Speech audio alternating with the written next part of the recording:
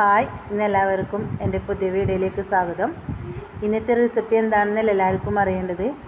ഞാനിന്ന് ഉണക്ക ചെമ്മീനും ഇടിച്ചക്കയും ഉപയോഗിച്ചുള്ള ഒരു തോരനാണ് ഉപയോഗിക്കുന്നത്. ഇടിച്ചക്കേൻ്റെ പുറഭാഗം നല്ല വൃത്തിയിൽ അരിഞ്ഞ് കളഞ്ഞ് എന്നിട്ട് അതിനെ ഒരു 4 പൊളപ്പാക്കി എടുക്കുക. എന്നിട്ട് കുഞ്ഞു കുഞ്ഞു കഷ്ണങ്ങളാക്കി അരിഞ്ഞ് കഴുകി കുക്കറിൽ വേവിക്കുക.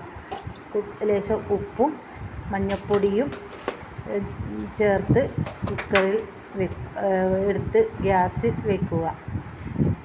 എന്നിട്ട് അതൊരു 4-5 വിസിൽ വന്നതിന് ശേഷം ഓഫാക്കുക. ഈ ഇടിച്ചക്ക ഒരു 5-6 തവണ വിസിലിന് വരണം. ആ നല്ലവണ്ണം വിസിൽ വന്നിട്ട് എടുത്ത് മാറ്റി വെക്കുക.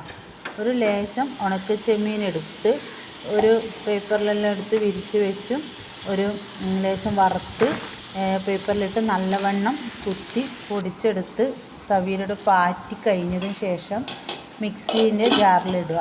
എന്നിട്ടൊരു ഒറ്റൊരു കറക്കം, അതായത് നല്ലവണ്ണം പൊടിഞ്ഞാലൊരു ടേസ്റ്റ് കിട്ടില്ല. അപ്പം നമുക്ക് ഇതിന് വേണ്ടിയിട്ടാണ് ഒറ്റൊരു കറക്കം പറയുന്നത്.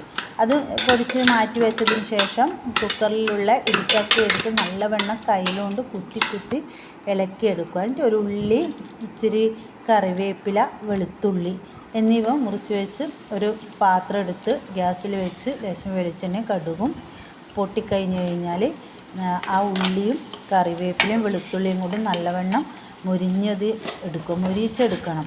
എടുത്തതിന് ശേഷം ഒരു ലേശം മുളക് പൊടി ഇട്ട് അതും നല്ലവണ്ണം ഒന്ന് ഇളക്കി എടുത്തതിന് ശേഷം ഒരു ലേശം തേങ്ങ ഇടുക. തേങ്ങ ഇടുന്നവർക്ക് തേങ്ങ ഇടാം, അല്ലാത്തവർക്ക് ഇടണ്ട. ഞാൻ തേങ്ങ ഇടുന്നുണ്ട് കുറച്ചും കൂടി ഒരു ടേസ്റ്റിന് വേണ്ടിയിട്ട്. അതും നല്ലവണ്ണം ആ തക്കാളി, ഉള്ളിയും പച്ചമുളകും കറിവേപ്പിലയെല്ലാം ഇട്ട് നല്ലവണ്ണം മുളക് പൊടി ഇട്ട് ഇളക്കിയതിന് ശേഷം ആ ഇടിച്ചക്ക നമ്മൾ നല്ലവണ്ണം കുത്തിയിടിച്ച് വെച്ചില്ലേ, അതെടുത്ത് ആ പാത്രത്തിലേക്ക് തട്ടുക. എന്നിട്ട് അത് നല്ലവണ്ണം ഇളക്കിയെടുക്കുക. അതായത് ആ മസാലകളെല്ലാം അതിന് പിടിക്കണം ആ ഇടിച്ചക്കക്ക്. അത് ഒരു 2 മിനിറ്റ് പോലെ ചെയ്ത് കഴിഞ്ഞിട്ട് ഒരു പാത്രത്തിലേക്ക് എടുത്ത് മാറ്റുക. സൂപ്പറാണ്.